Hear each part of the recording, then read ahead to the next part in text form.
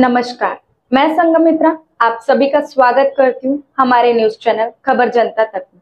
अफवाह नहीं हकीकत बयां करते हैं हम। आइए देखते हैं आज की खास खबर। महिला मुक्ती मोर्चाने केला स्वतंत्रता दिवस साजरा। वृद्धाश्रमात वृद्धांच्या हस्ते केले झेंडावंदन। देशभरात स्वतंत्र दिवस 15 ऑगस्टला मोठ्या उत्साहात साजरा करण्यात येतो।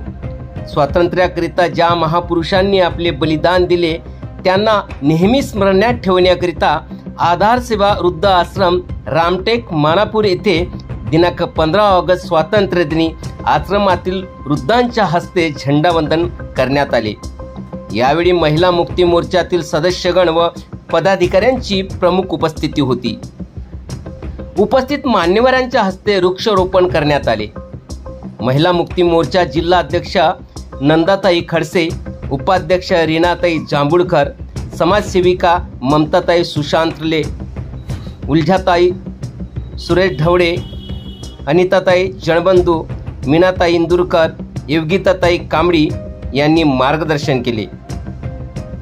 सर्व वृद्धांना नमकीन पॅकेट वितरण करण्यात आले। रीना जांभूळकर 13 वर्षापासून सतत वृद्धांची आपल्या आधार सेवाद्वारे सरकारची कुठलीही मदत न घेता सौकर्याने वृद्धाला सेवा देत आहे।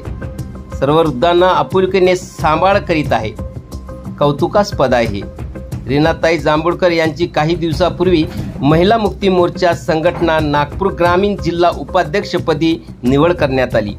यावेळी प्रतिभा प्रेम बोरकर, महिला मुक्ती मोर्चा संघटना नागपूर विभागाचे विभागीय अध्यक्ष सागर प्रेम बोरकर, ममताताई रोडे, मीना इंदुरकर, उर्जाताई प्रामुख्याने उपस्थित होत्या। खबर जनता तक ब्यूरो रिपोर्ट नागपुर।